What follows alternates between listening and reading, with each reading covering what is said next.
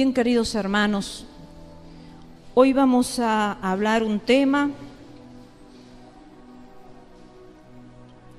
que dice: ordena tu casa porque morirás. Quiero contarles que ustedes saben que estoy cuidando a mi mamá en el sanatorio, ¿verdad? Y la compañera de habitación, una ancianita también, ella fue cuidada por su nuera, por sus hijos.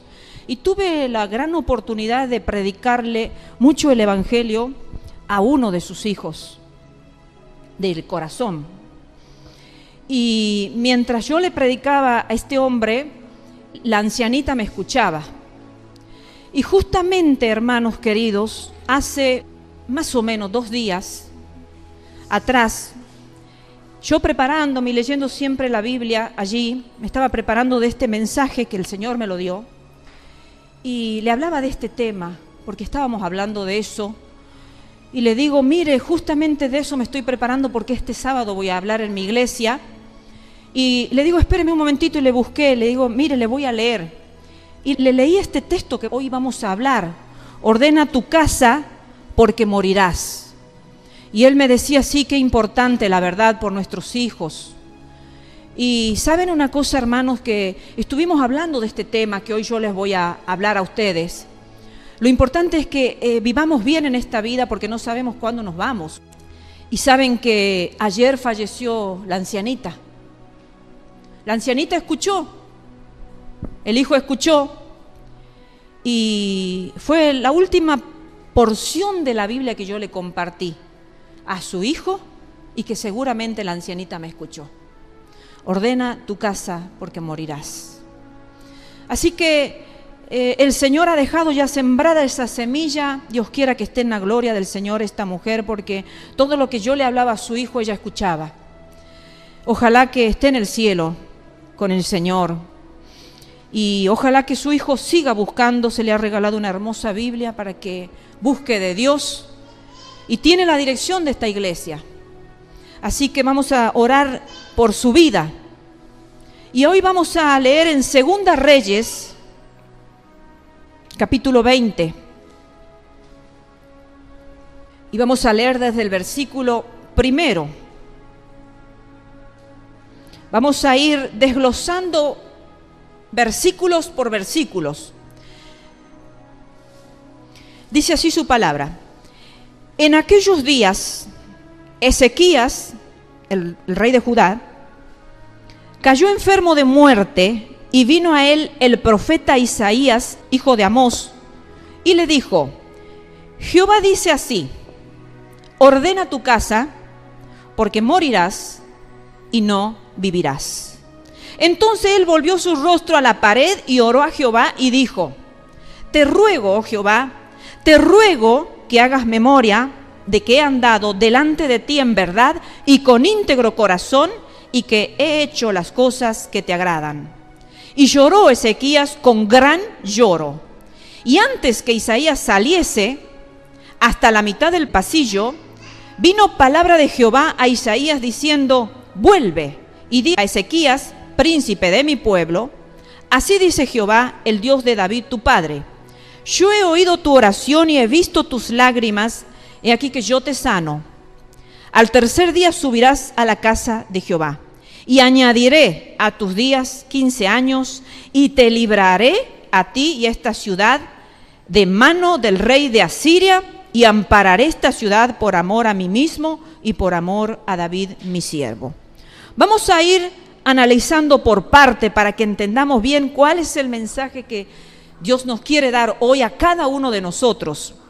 Vemos que aquí en el versículo 3, Ezequías hace una oración. Y vemos que esta oración que hace Ezequías y la obediencia que él manifiesta con su boca, que dice: te ruego que hagas memoria de que he andado delante de ti en verdad y con íntegro corazón, y que he hecho las cosas que te agradan. Esas fueron las palabras de su oración a Dios. Entonces, la oración y la obediencia que habían acompañado a este príncipe, a este rey, de Judá, provocaron en realidad la sanidad de Ezequías. Vemos que aquí en el versículo 7 dice que el Señor dijo a Isaías: toma masa de higos, y tomándola, la pusieron sobre la llaga y sanó.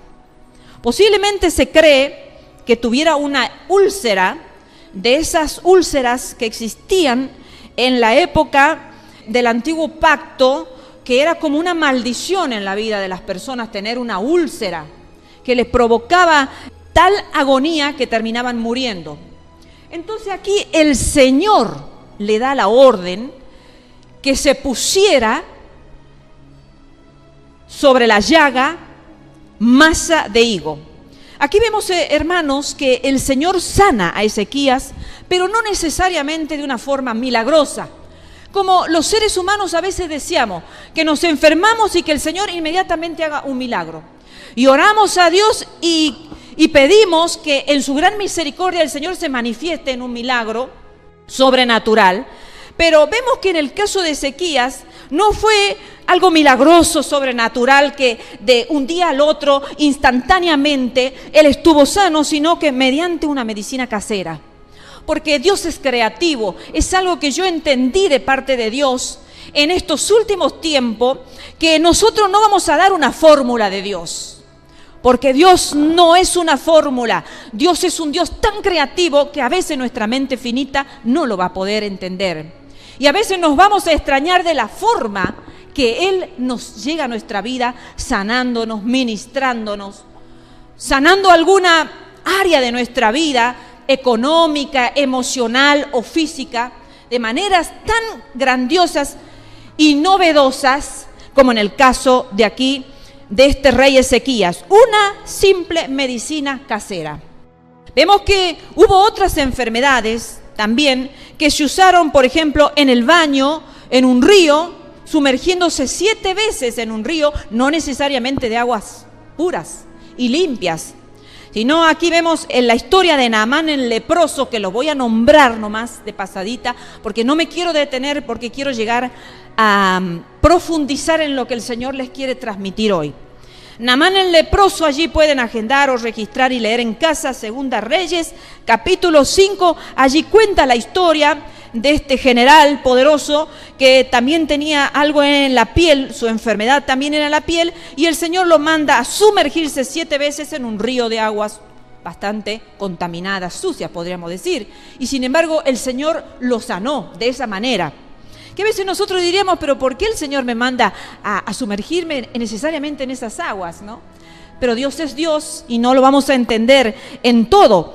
Simplemente el Señor quiere que seamos obedientes cuando nosotros estemos seguros que ese es el mandato de Dios para nuestras vidas. También hay otro caso de que el Señor mandó a través de Eliseo que a una comida envenenada le esparciera harina. Eso lo podemos también encontrar en Segunda Reyes también, capítulo 2 y versículo 4. Allí está cuando ven que había muerte en la olla. Y los que estaban por comer allí, dice, habían juntado unas plantas silvestres, habían cocinado comida.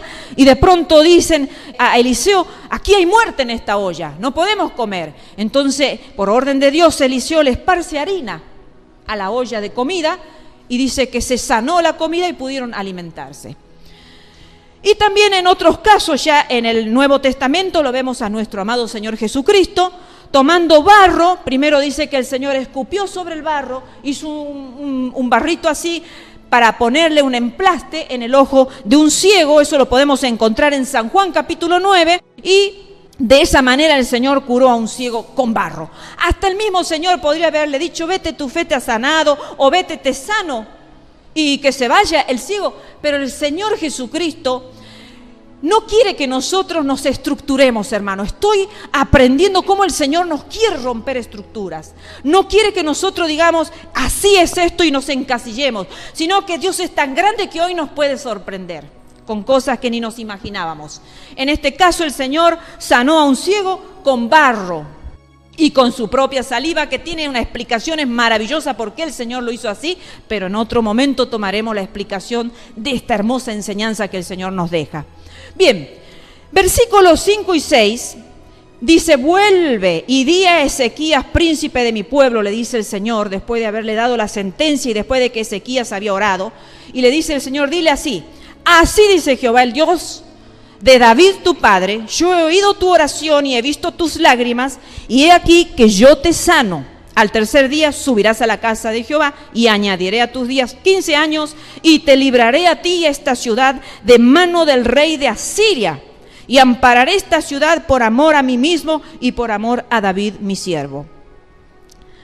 Queridos hermanos, Dios a nosotros nos puede conceder años de vida si se lo pedimos, porque hay un texto en su palabra, y muchos, pero es el que se me viene ahora, que el Señor dice: pedid y se os dará. Y si nosotros pedimos conforme a la voluntad de Dios, no hay ningún impedimento que en su voluntad y en su soberanía el Señor nos pueda conceder una sanidad.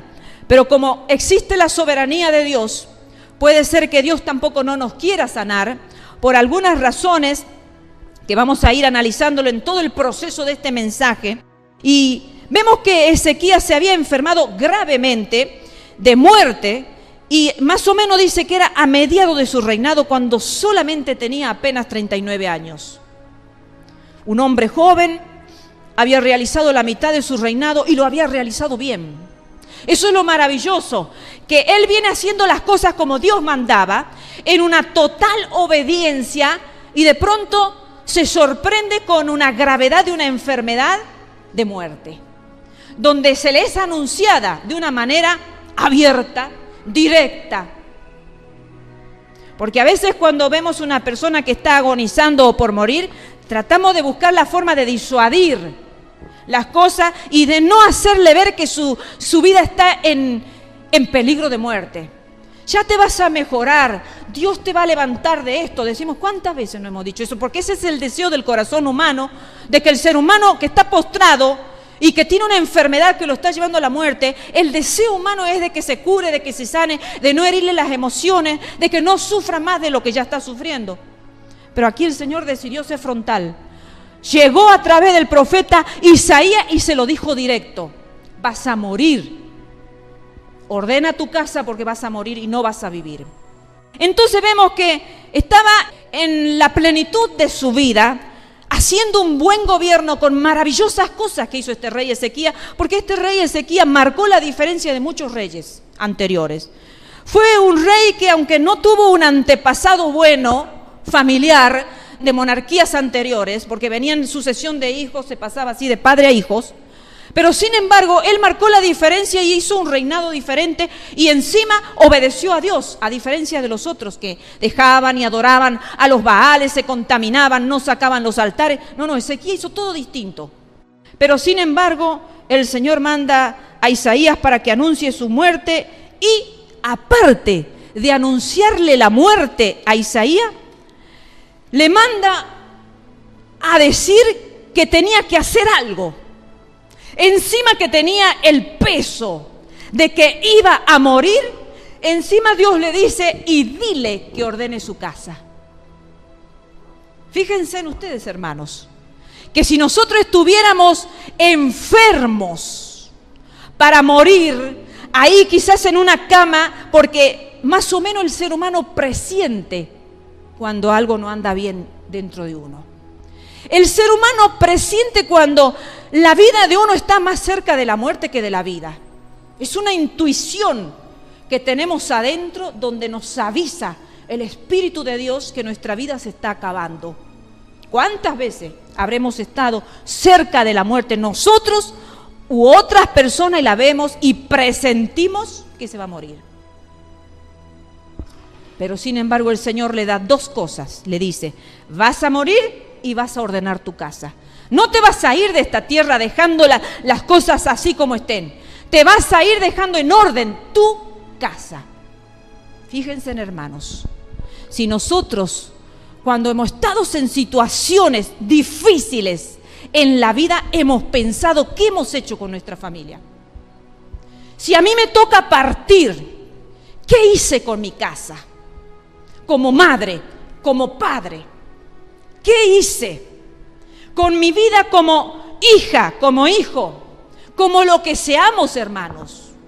¿Qué hice yo en todos estos cortos o largos años de vida que Dios me dio? Aquí tenía pocos años este rey, pero sin embargo el Señor le está dando un deber. Tienes el deber y la orden de poner tu casa como tiene que estar. Hermanos, todos los días de nuestra vida tenemos que pensar eso. Porque nosotros no sabemos, hermanos, cuándo la muerte nos puede sorprender. Miren, ¿saben una cosa, hermanos? Que la doctora que entró a la habitación la semana pasada, vendría a ser, le dijo el día que las dos se iban a ir a casa. Mi madre y la ancianita. El miércoles las dos se van a casa. Así dijo la doctora. En casa le seguirán dando la medicación que le vamos a dejar suscrita, le dijeron a la ancianita. Y a mi madre lo mismo. Mi madre sigue internada. No se vino a casa el miércoles. Y la ancianita ya no está en esta tierra. Los médicos podrán imaginar en su conocimiento, en su saber, en lo que los análisis muestran, el estudio muestra, el estado de la persona muestra, que está bien. Pero Dios es el que digita la vida. A mi madre te quedarás un poco de tiempo más. Y a la otra viejita partirás. Y nosotros, ¿en quién hemos confiado? En la voz del médico. El médico es la autoridad. Si dijo que es el miércoles estarán las dos en casa.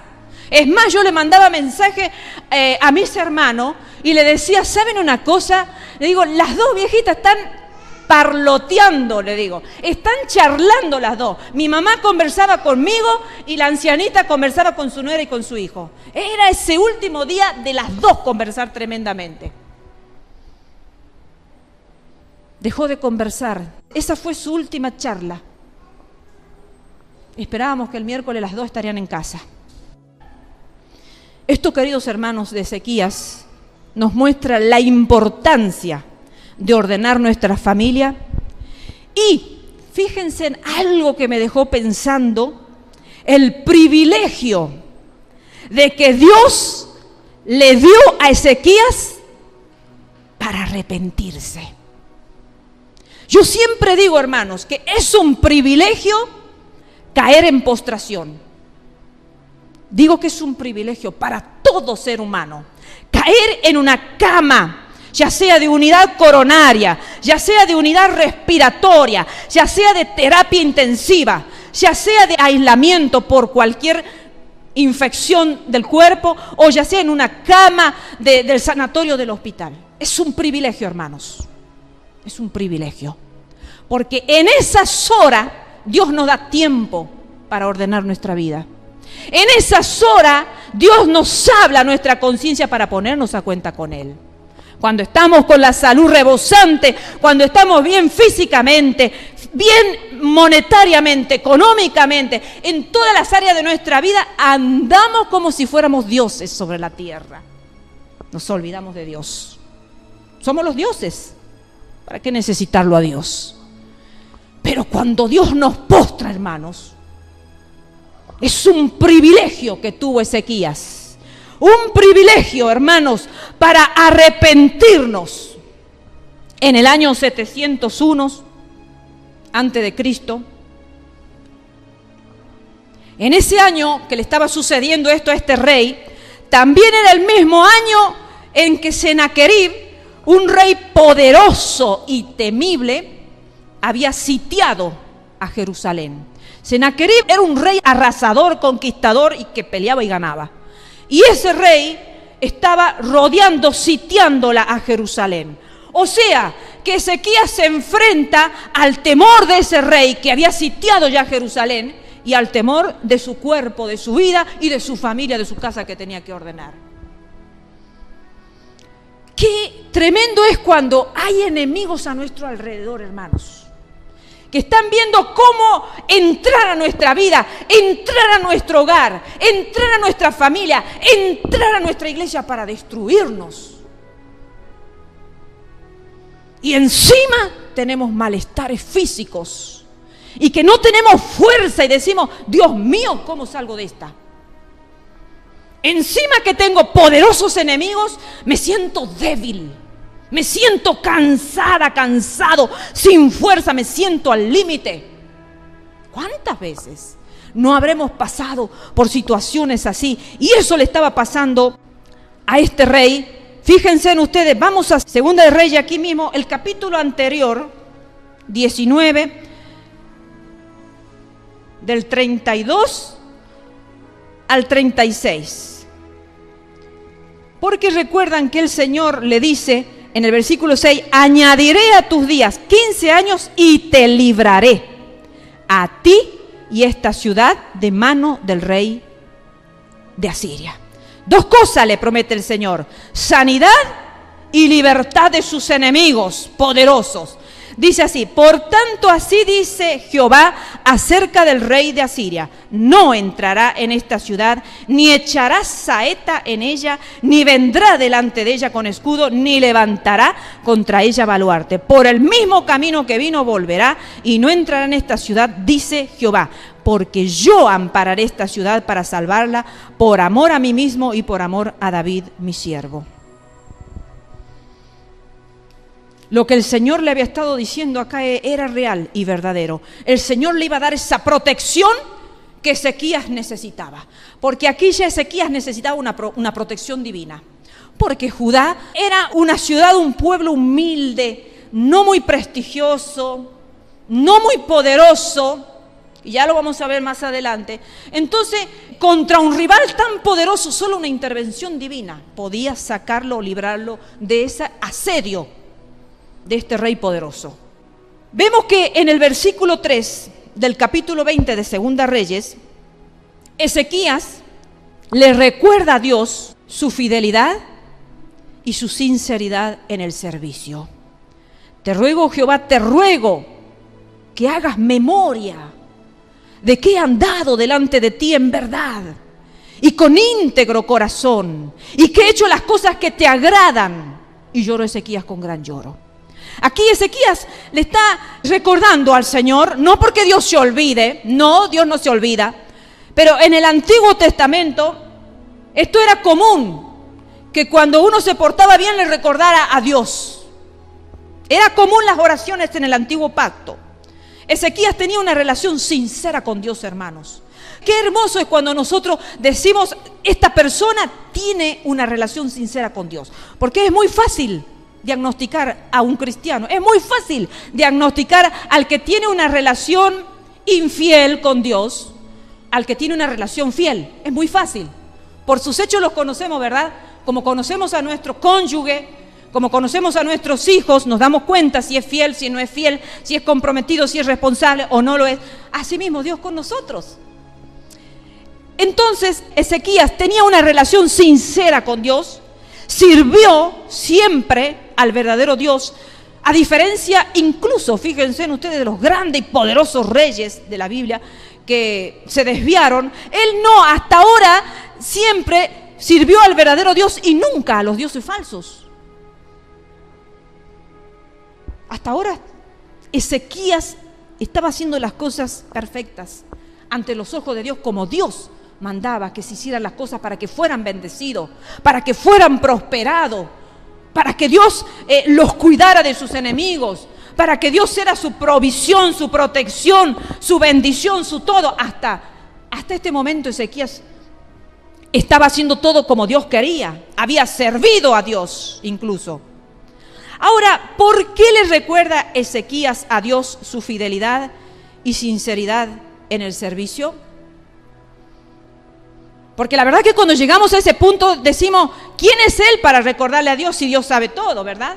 Dios sabe todo lo que hacemos. Sabe si lo servimos de corazón o no lo servimos. Dios sabe todo. Primero, en el antiguo pacto, la bendición o la maldición eran por la obediencia o por la desobediencia. Si una persona en el antiguo pacto obedecía, era bendecido. Y si desobedecía, era maldecido. Así era. Pueden leer Levítico capítulo 26. A ver si puedo leerle algunas partecitas, porque la verdad que es extenso leer todo, pero alguito quisiera ver. Levítico capítulo 26. el Señor le viene diciendo todo lo que tenían que hacer al pueblo de Israel, que guarden su día de reposo, que anden en sus decretos, entonces que el Señor le iba a dar lluvia para su tierra, que iban a trabajar la tierra, iban a cosechar, le iba a dar paz en la tierra, y que ellos iban a perseguir a sus enemigos, que iban a caer a espada, y que los iba a multiplicar, y iba a firmar el Señor el pacto con ellos, que iban a comer lo añejo de mucho tiempo, y que iba a poner el Señor su morada en medio de ellos, y que el mismo Dios Todopoderoso iba a andar entre ellos, y yo seré vuestro Dios y vosotros seréis mi pueblo, el versículo 12.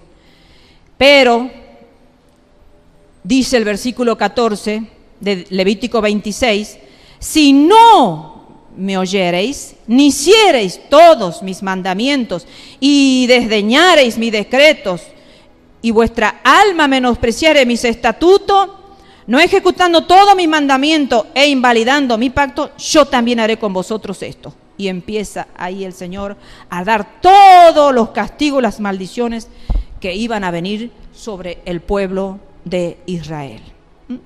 Es un capítulo largo que lo pueden leer tranquilo, dice, y si con estas cosas no fuerais corregidos, que el Señor le iba a dar castigo si ellos no lo obedecían, por ser soberbio, por quebrantar los mandamientos y todo eso. El versículo 23 dice, y si con estas cosas no fuerais corregidos, sino que anduvierais conmigo en oposición, porque saben, hermanos, que cuando no andamos con Dios estamos oponiéndonos a Dios. Cuando no obedecemos su palabra estamos oponiéndonos, somos opositores de Dios. Entonces el Señor le dice, si ustedes anduvieran conmigo en oposición, yo también procederé en contra de vosotros y heriré aún 7 veces por vuestros pecados. Y ahí todo el capítulo es maravilloso para que ustedes lo lean. Y también en Deuteronomio, capítulo 28, también tienen las maldiciones y las bendiciones por la obediencia, por la desobediencia. Y un texto muy lindo de Salmos, que sí me gustaría leer, Salmo capítulo 15, versículo 1 y 2, dice, Salmo de David, Jehová, ¿quién habitará en tu tabernáculo? ¿Quién morará en tu monte santo? Y responde, el que anda en integridad y hace justicia y habla verdad en su corazón. Si quieren seguir leyéndolo, el que no calumnia con su lengua, ni hace mal a su prójimo, ni admite reprocho alguna contra su vecino, aquel a cuyos ojos el vil es menospreciado, pero honra a los que temen a Jehová, el que aún jurando en daño suyo no por eso cambia, quien su dinero no dio a usura, ni contra el inocente admitió cohecho. El que hace estas cosas no resbalará jamás. El salmista sabía perfecto quién podía habitar en el tabernáculo de Dios. No cualquiera, no cualquiera. ¿Quién podía morar en el monte santo de Dios? No cualquiera. El que andaba en todo esto que dice, integridad, verdad. Entonces, queridos hermanos, por esa razón, vemos que en el antiguo pacto, la bendición o la maldición eran por la obediencia o la desobediencia. Por eso Ezequías se atrevió a decirle, Señor, te recuerdo que yo estuve viviendo en obediencia. Y si en el pacto, en tus palabras, en tus mandamientos, en tus decretos, en tus estatutos, tú dices que si nosotros te amamos a ti, te servimos a ti, te honramos a ti, te adoramos a ti, hacemos todo lo que tú mandas, en verdad, en integridad de corazón, en sinceridad de corazón, tengo que ser bendecido. Y sin embargo me estás dando una sentencia de muerte. Por esa razón se atrevió a preguntarle al Señor y a recordarle todo lo que él había hecho. Por esa razón, porque en el antiguo pacto era una ley, obediencia, bendición, desobediencia, maldición. Pero en el nuevo pacto, en el pacto que estamos viviendo nosotros, queridos hermanos, somos salvos y somos benditos por la fe en Jesús. Me gustaría leerle Gálatas capítulo 3, versículo 13 y 14. Cristo nos redimió de la maldición de la ley, hecho por nosotros maldición, porque está escrito, maldito todo el que es colgado en un madero, para que en Cristo Jesús la bendición de Abraham alcanzase a los gentiles, a fin de que por la fe recibiésemos la promesa del Espíritu. Ahora somos benditos, hermanos, nosotros, por la fe en Jesucristo. Nosotros sabemos que si vivimos por fe, nos movemos por fe, vamos a ser personas benditas ante los ojos de Dios. Y benditos en la tierra, porque el Señor dice que sin fe es imposible agradar a Dios. Entonces, esa era la diferencia de por qué se atrevió a recordarle a Dios todo lo que él hacía. Porque era justo eso que él estaba haciendo. No estaba reclamándole a Dios ninguna injusticia. Aquí el Señor ahora a nosotros va a evaluar toda nuestra vida y la va a poner en balanza, hermano, a nuestra vida por nuestra fe. ¿Cómo está nuestra fe ante Dios? ¿Le creemos a Él? ¿Tenemos paciencia? ¿Perseveramos? ¿Somos fieles? Eso se llama fe. Porque una persona que dice: yo no voy más a la iglesia porque Dios me ha fallado, Dios no me ha cumplido, Dios me ha abandonado, Dios no me ha provisto, Dios no me ha cuidado, Dios no me ha bendecido, es porque es una persona sin fe. Porque la persona que tiene fe en Jesús puede estar muy mal, pero sigue creyendo en Dios. Sigue confiando en Dios, sigue esperando en Dios, sigue perseverando en Dios, sigue caminando con Dios, con fuerza, sin fuerza. Sigue, ¿por qué? Porque tengo fe, que aunque, como decía Job, Él me matare, aún seguiré creyendo y confiando en Él, en Dios. Aunque Dios me matare, un hombre justo, temeroso de Dios, apartado del mal, recto, como era Job. Y sin embargo, él llegó a decir: aunque Dios me matare, aún yo, aunque soy temeroso, soy hombre recto, justo, bueno, voy a seguir creyendo en Dios y voy a seguir esperando en Dios. La fe, hermanos. Cuando estemos en momentos difíciles, no vayamos a cuestionarle tanto a Dios. Que Señor, sí, alguna vez todo lo hemos hecho. Dios, yo he sido bueno, he sido fiel, te he servido, mira, no me he apartado, no me he contaminado, no me he hecho esto, nada. Y Señor, ¿por qué me va mal? En vez de eso, hermano, digamos: Señor, yo sé que lo que tú prometes en tu palabra lo vas a cumplir. Porque tú eres un Dios de toda verdad. Tu palabra es verdad. Y aunque mi vida en el presente sea una vida que no la entiendo, Señor, yo sé que tú me vas a responder y me vas a sacar del horno de fuego, del pozo de la desesperación, de estar caído. Tú me vas a levantar, porque tú dices, Señor, que no vas a dejar para siempre caído al justo. No sé cuándo, Señor, pero mi fe espera en ti, no en los hombres, no en la medicina. Sí, Dios usa medicina. Sí, Dios usa personas que vienen a nuestro lado a traernos palabras y etcétera, etcétera, hermanos. Pero Dios está en la medicina. Dios está en las personas que se acercan a traernos palabra de Dios. Hoy estás recibiendo palabra porque es Dios a través de este vaso que quiere decirte algo. Que tu fe no decaiga. Que tu semblante no se demude, porque aún hay esperanza en Dios, salvación mía y Dios mío. En ti confiaré, aunque la tierra sea removida, aún confiaré en ti.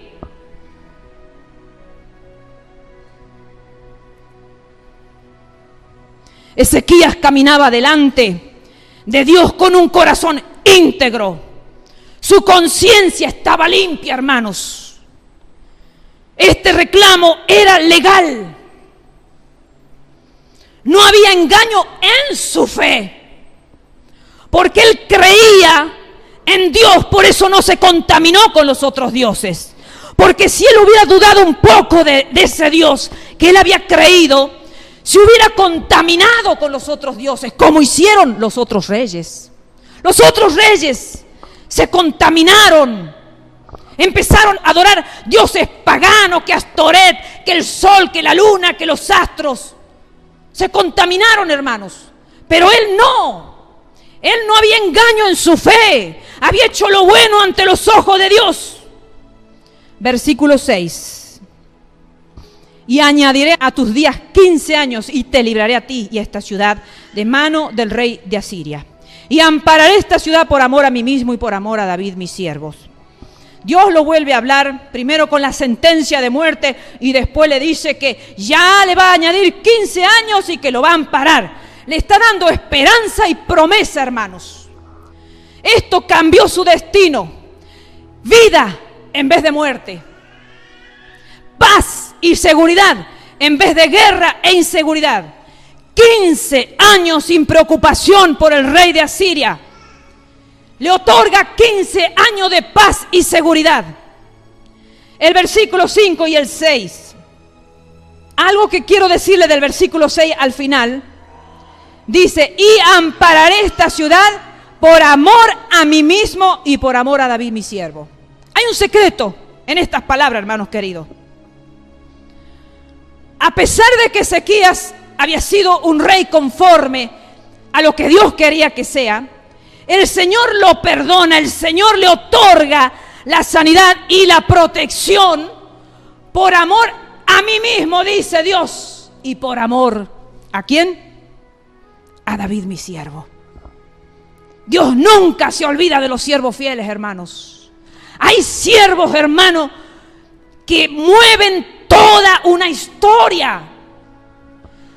David era algo impresionante, como Dios muchas veces por amor a David hacía esto, no desintegraba a todas las tribus. Por amor a David no le exterminó a las 12 tribus. Por amor a David dice, le estoy dando 15 años más a Ezequías. Por amor a David estoy amparando a Judá, Jerusalén. Qué tremendo, hermanos, que nos vayamos de esta tierra y el Señor diga, me acuerdo de Nancy y por amor a mi sierva voy a cuidar a sus nietos, a sus bisnietos. Nancy ya no está, pero Dios no se olvida lo que Nancy hizo. Y sus generaciones reciben la siembra, hermanos. Eso es lo que nosotros tenemos que hacer, hermanos. Pensar que nuestra vida deja un destello en esta tierra. No nos morimos y se acabó todo. Como dice el vulgar dicho, muerto el perro se acaba la rabia. No, hermanos, nosotros morimos en Cristo y en obediencia. Y ese destello de obediencia queda, hermanos. Hay muchos siervos que están en la presencia de Dios y se los recuerda con temor y reverencia. Y la fe de muchos, hermanos, la fe de muchos se sostiene por esos siervos de Dios que ya no están en la tierra. A veces el Señor saca de la tierra a muchos siervos porque a veces es mejor así. Esto, hermanos, debe haber sido terrible, terrible para Ezequías que Dios le diga eso. ¿Saben por qué? Porque Ezequías era egocéntrico. Era egocéntrico. Pensaba en él. Ya van a ver por qué. Esto rompió cuando el Señor le dice, y ampararé esta ciudad por amor a mí mismo y por amor a David, mi siervo. ¡Pum! Se rompió el egocentrismo de Ezequías. ¡Ay, Señor, no has dicho que por amor a mí! Por todo lo que yo hice. No, el Señor dijo, por amor a mí y a mi siervo David. Dios sabe cómo tratar a cada siervo, por más bueno que sea el siervo. Sabe Dios qué hay en el corazón. Sabe Dios qué hay en el corazón, en lo más profundo. Dios sabe. A este lo voy a tratar así porque es la única forma que lo voy a curar. Versículo 8. Y Ezequías había dicho a Isaías, ¿qué señal tendré de que Jehová me sanará y que subiré a la casa de Jehová al tercer día? Cuando Dios promete sanarlo, Ezequías, fíjense, va y pide una señal, como una forma de apoyarse en esa señal y como una garantía. Si tú me das esa señal, es la garantía de que realmente me vas a sanar. Porque en el capítulo 19, en el capítulo anterior, versículo 29, el Señor en otra situación dice: y esto te daré por señal, oh Ezequías. Este año comeréis lo que nacerá de suyo, y el segundo año lo que nacerá de suyo, y el tercer año sembraréis y segaréis y plantaréis viña y comeréis el fruto de ellos. Entonces puede que Ezequías haya dicho: si el Señor me está diciendo te voy a dar una señal, Ezequías, entonces bueno, si el Señor me dice te voy a dar una señal, bueno, yo voy a pedir una señal. Puede, ¿no es cierto? Podemos pensar así, porque aquí Él dice: ¿qué señal me vas a dar? Ahora, queridos hermanos, hay un simbolismo profético de esta sanidad en este rey. En primer lugar, enfermar y sanar a una persona podía simbolizar el enfermar y sanar a toda una nación. Dios a veces se movía de esa forma. Entonces, la nación entendía que si Dios había enfermado primero a un rey y después lo había sanado, eso significaba que la nación estaba enferma, bajo sentencia de muerte, pero que Dios después la sanaba. Y también el simbolismo profético de esa sanidad podía simbolizar el perdón de Dios a una nación de todos sus actos que realmente merecían condena de muerte. Entonces la nación podía pensar: estamos sumergidos en pecado, por eso Dios nos está dando una condena de muerte.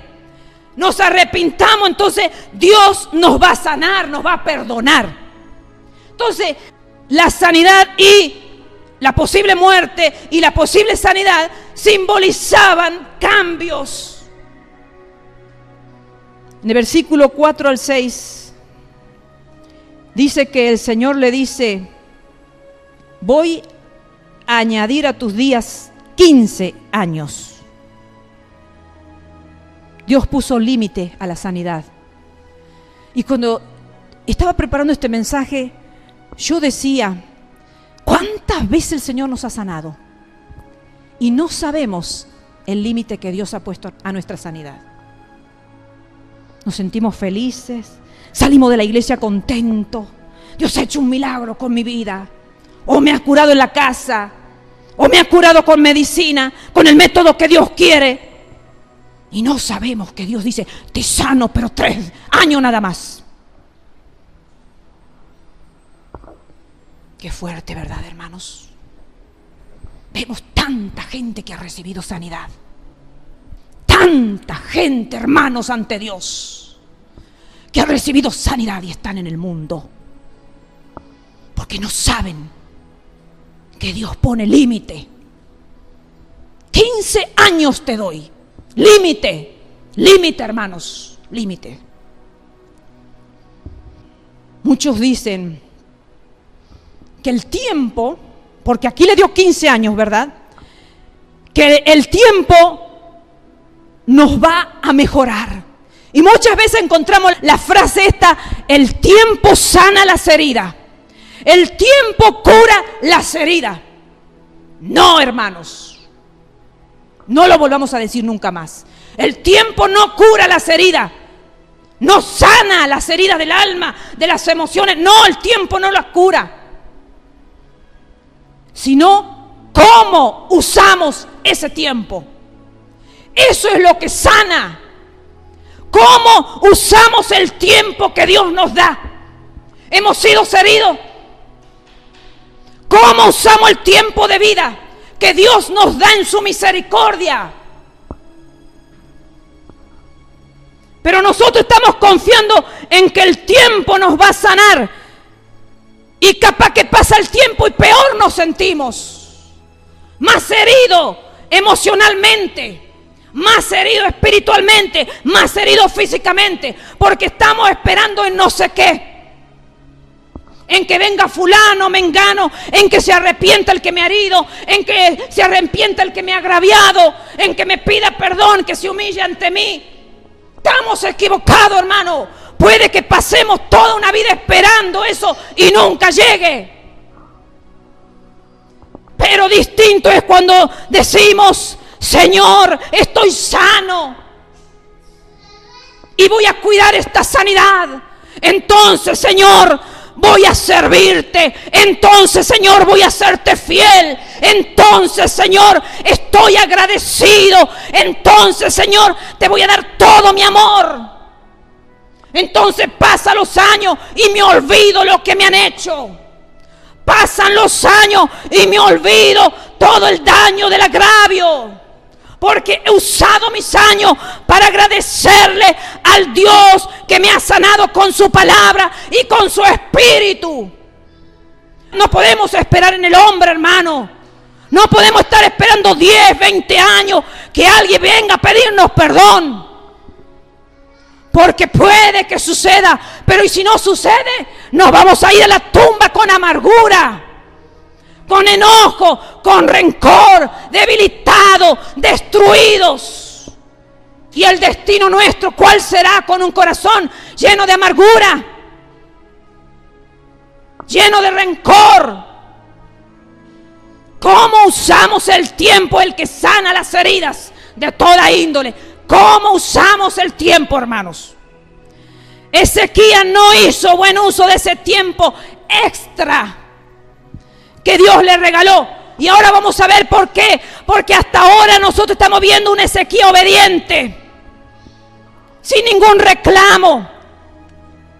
Pero sin embargo, Ezequías no hizo buen uso de ese tiempo extra que Dios le regaló. Versículos 12 y 13, vamos a ver el pecado de Ezequías. En aquel tiempo, Merodac Baladán, hijo de Baladán, rey de Babilonia, envió mensajero con cartas y presentes a Ezequías, porque había oído que Ezequías había caído enfermo. Y Ezequías lo oyó y les mostró toda la casa de sus tesoros, plata, oro y especias y ungüentes preciosos, y la casa de sus armas y todo lo que había en sus tesoros. Ninguna cosa quedó que Ezequías no le mostrase, así en su casa como en todo su dominio. Ostentación, orgullo, jactancia, vanagloria, pecado que lo tenemos todos, hermanos. Esos son los pecados del infierno, esos son los pecados de Satanás. Ezequías falló en mostrar todo lo material de su casa, de su dominio, antes que lo espiritual de su templo. Él ya estaba sano. Hoy viene Merodac Baladán. Le voy a mostrar todo lo que tengo. ¿Y qué le mostró? Todo lo material. No dijo: lo voy a llevar al templo de mi Dios. No dijo: lo voy a llevar al templo del Dios que me sanó, del Dios que me protegió del rey de Asiria. No, empezó a ostentar: mira lo que tengo, mira, vanagloria, jactancia, orgullo. Era una hermosa oportunidad que Ezequías tenía de hablarle del Dios que adoraban los judíos y que lo había sanado. Muchas veces, hermanos, hay muchos hijos de Dios que reciben sanidad o favores divinos, tremendos trabajos hermosos que Dios le otorga en su misericordia. Sanidad, hermanos. Y luego que también se olvidan del dador que le dio el trabajo, del dador que le dio la salud. Y comienzan a vivir vida de ostentación propia. Tengo un trabajo bueno, miren, ahora soy otro. Gracias a Dios soy otro. Gracias al Dios de toda provisión que me ha dado un buen trabajo. Nunca nos olvidemos de esto, hermanos. Nunca nos olvidemos que si Dios nos provee para nuestras necesidades y que si Dios nos da beneficios y regalos extra, hermanos, es por la misericordia del Altísimo. Y no empecemos a ostentar, porque muchos que han recibido favores no están en la casa de Dios. No están en la casa de Dios, ni aquí ni allá, en otra iglesia.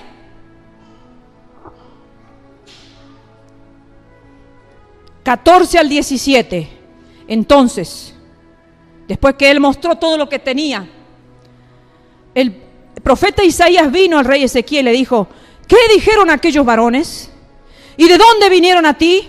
Y Ezequiel le respondió: de lejanas tierras han venido, de Babilonia. Y él, Isaías, le volvió a decir: ¿qué vieron en tu casa? Y Ezequiel respondió: vieron todo lo que había en mi casa, nada quedó en mi tesoro que no les mostrase. Como si fuera algo hermoso, hermanos. Nada quedó de mis tesoros que no le mostrase. Entonces Isaías dijo a Ezequiel: oye palabra de Jehová. Hasta en ese momento Ezequiel está diciendo: qué bueno, Ezequiel, lo que has hecho. Porque si él con tanta alegría le dice al profeta: le mostré todo, no quedó nada sin mostrarle, creía que el profeta lo iba a felicitar. Pero sin embargo, fíjese en que le dice: oye palabra de Jehová. Y aquí vienen días en que todo lo que está en tu casa, todo eso que has mostrado, todo eso que has ostentado y todo lo que tus padres han atesorado hasta hoy, será llevado a Babilonia sin quedar nada, dijo Jehová. Todo lo que has ostentado como vanagloria tuya, como esfuerzo tuyo, no va a quedar nada. Cuidado, hermanos, con lo que Dios nos regala. Cuidado, hermanos, con los tiempos extras, porque nosotros no sabemos cuál es el límite del tiempo extra que Dios nos da. Ezequías, todo lo que tenía se lo mostró y tuvo una hermosa oportunidad, un privilegio, hermanos, un privilegio de poderle hablar del Dios que lo había favorecido. ¿A nosotros Dios no nos ha favorecido, hermanos? ¿No somos salvos de una eterna condenación? Mire si no tenemos razón para todos los días hablarle a nuestros enemigos que no nos van a voltear, que no nos van a deprimir, que no nos van a desviar del camino, que no nos van a hacer caer, porque la salvación de nuestro Dios es muy grande. Todo lo que él atesoró cayó bajo sentencia y lo perdió todo, su gloria y su herencia. Cero herencia, hermanos, cero herencia. Lo que sus padres, abuelos, tatarabuelos habían atesorado sin Dios, todo lo perdió, pudiendo él haber marcado la diferencia. Era un gran rey. Llegó el momento en que se desvió tan feo, hermanos, tan feo. Por eso el que mire estar firme, tenga cuidado que no caiga, dice el Señor, porque a veces miramos nuestra vida y decimos: nunca me voy a apartar de Dios, nunca, porque hasta ahora voy caminando bien. Tengamos cuidado, hermanos. No sabemos cuándo va a llegar el momento en que el diablo nos va a poner el pie para que caigamos, hermanos. Versículo 18. Después que el Señor le dice: todo, vas a quedar sin nada, todo lo que has atesorado hasta hoy será llevado a Babilonia sin quedar nada. Versículo 18. Y de tus hijos que saldrán de ti, que habrás engendrado, tomarán y serán eunucos en el palacio del rey de Babilonia. Sus hijos, o sea, se refieren a las generaciones posteriores, no el hijo, el nieto, sino las generaciones posteriores, son maldecidos. Eunucos significa varones castrados, varones que no podrían dejar descendencia. Y después de 100 años más tarde, que sucede todo esto, Nabucodonosor, rey de Babilonia, se llevó los tesoros reales de Judá y también tomaron a los hijos del rey de Judá. Esto lo puedes ver en Segunda Reyes. Me gustaría, vamos al versículo 24. Vamos a comprobar. Reyes capítulo 24. Voy a sintetizar, pero puedes leerlo todo el capítulo. Del 10 al 13. En aquel tiempo subieron contra Jerusalén los siervos de Nabucodonosor, rey de Babilonia, y la ciudad fue sitiada. Vino también Nabucodonosor, rey de Babilonia, contra la ciudad, cuando sus siervos la tenían sitiada. Entonces salió Joaquín, rey de Judá, al rey de Babilonia, él y su madre, sus siervos, sus príncipes y sus oficiales, y lo prendió el rey de Babilonia, en el 8º año de su reinado, y sacó de allí todos los tesoros de la casa de Jehová y los tesoros de la casa real, y rompió en pedazos todos los utensilios de oro que había hecho Salomón, rey de Israel, en la casa de Jehová, como Jehová lo había hecho. Primer cautiverio, hermanos queridos. Segunda Reyes, capítulo 25, versículo 11. Y los del pueblo que habían quedado en la ciudad, a los que se habían pasado al rey de Babilonia y a los que habían quedado de la gente común, los llevó cautivo Nabuzaradán, capitán de la guardia.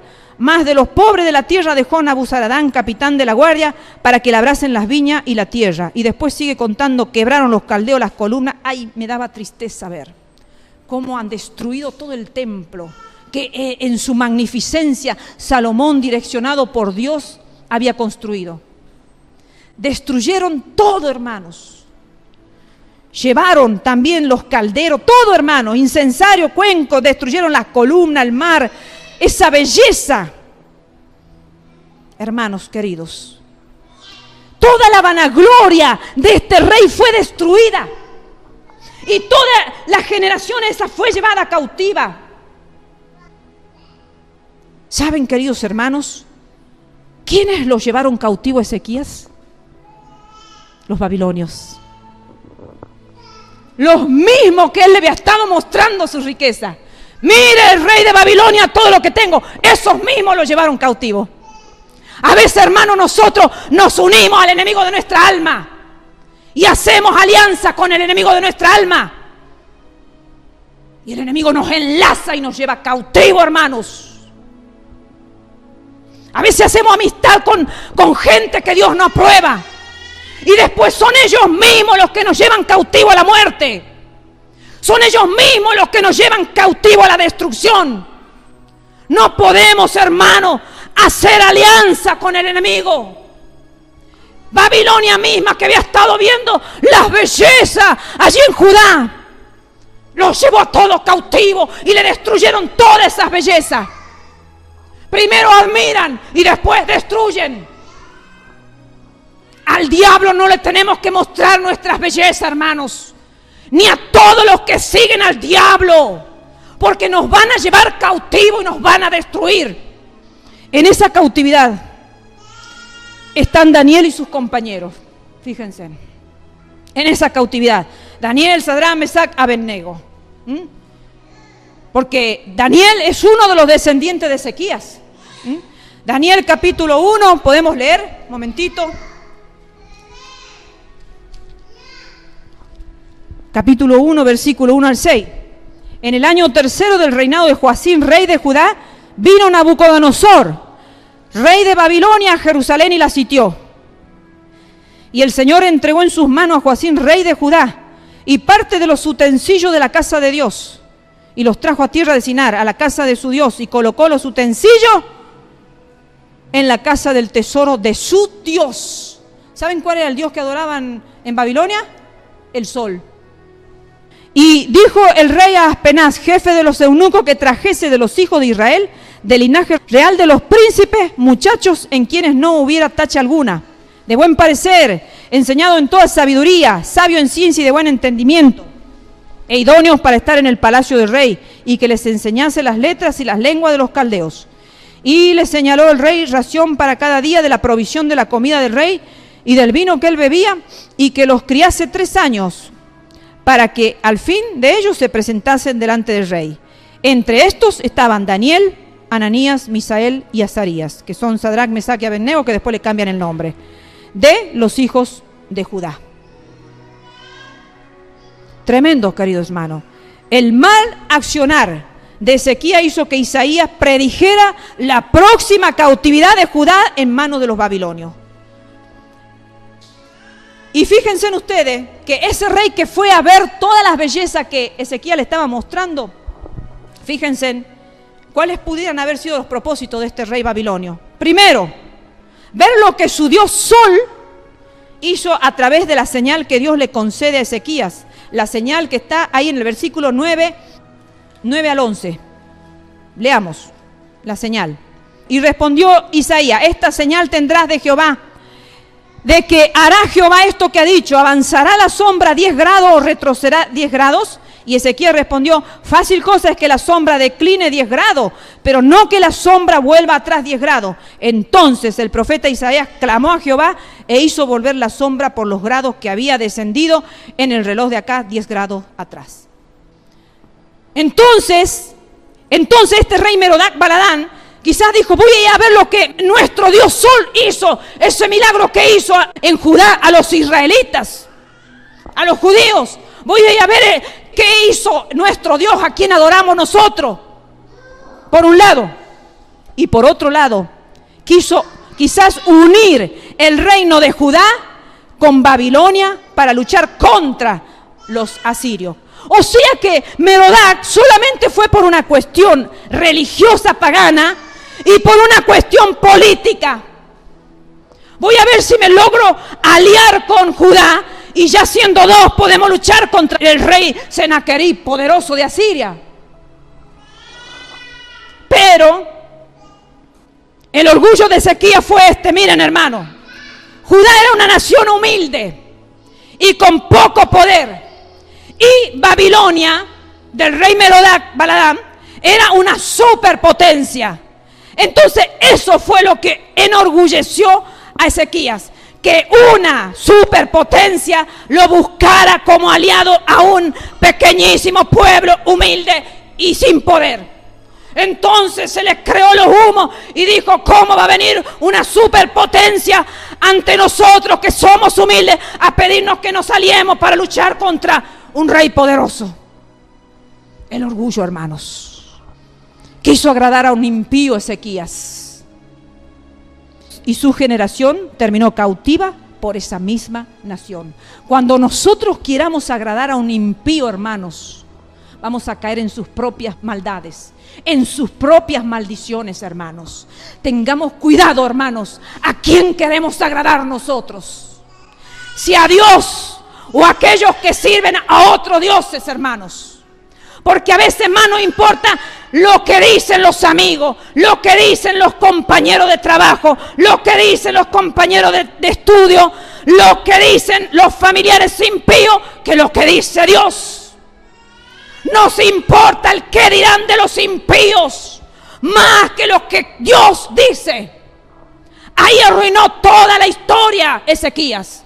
Todo lo bueno que había hecho se le volvió en su contra, hermanos. Y en la de sus generaciones. Comenzó bien, pero terminó mal. No reconoció su error, versículo 19. Entonces dice, después que se le da toda la sentencia de que iba a quedar sin nada, sin sus tesoros de sus antepasados y que sus hijos iban a ser eunucos, todo eso dice que él dice, entonces Ezequías dijo a Isaías: la palabra de Jehová que has hablado es buena. Después dijo: habrá al menos paz y seguridad en mis días. Egocentrismo, hermanos. Pensó solo en él. Él dijo: es bueno lo que Dios ha dicho. Me van a devastar, mis generaciones van a ser eunucas. Pero ¿qué importa si Dios ha dicho que en el tiempo de los 15 años que yo viva va a haber paz y seguridad? Pensó en él. No pensó que sus generaciones iban a estar devastadas. No pensó que sus generaciones iban a ser eunucos, que no iban a tener familia. No reconoció su error, hermanos. Eso es lo triste, hermanos. Es hermoso vivir una vida humillada, hermanos. Si tenemos que todos los días estar llorando ante Dios, lloremos, hermanos. Es preferible eso, hermanos, que nos sintamos egocéntricos pensando: yo quiero estar bien, soy joven, soy jovencita, quiero disfrutar de la vida. No importa si las amigas de ustedes, los amigos de ustedes disfrutan de la vida. Déjenlo, sirvan a Dios ustedes. El Dios de ellos es el Dios del mundo, que pasa. Y el fin de ellos es de perdición. El fin nuestro es de bendición, de vida eterna. No tenemos que agradar a los impíos. Miren lo que le pasó. se jactó, quiso aliarse, quiso vanagloriarse, quiso enorgullecerse, todo lo que quiso, y después ellos mismos le robaron todo. Termino, hermanos, con Lucas, capítulo 12, versículo 20 al 32. Pero le dijo Dios: necio, esta noche vienen a pedirte tu alma, y lo que has provisto, ¿de quién será? Así es el que hace para sí tesoro y no es rico para con Dios. Queridos hermanos, no nos gustaría a nadie que algún día Dios nos diga: necio, esta noche vienen a pedirte tu alma. ¿Qué has hecho con todo lo que yo te he dado? Yo te di un límite de vida. ¿Qué has hecho con ese límite extra de vida? Tendrías que haber muerto en un accidente que tú no sabes. Te iba a atropellar un auto. Tú ni sabes y yo te salvé.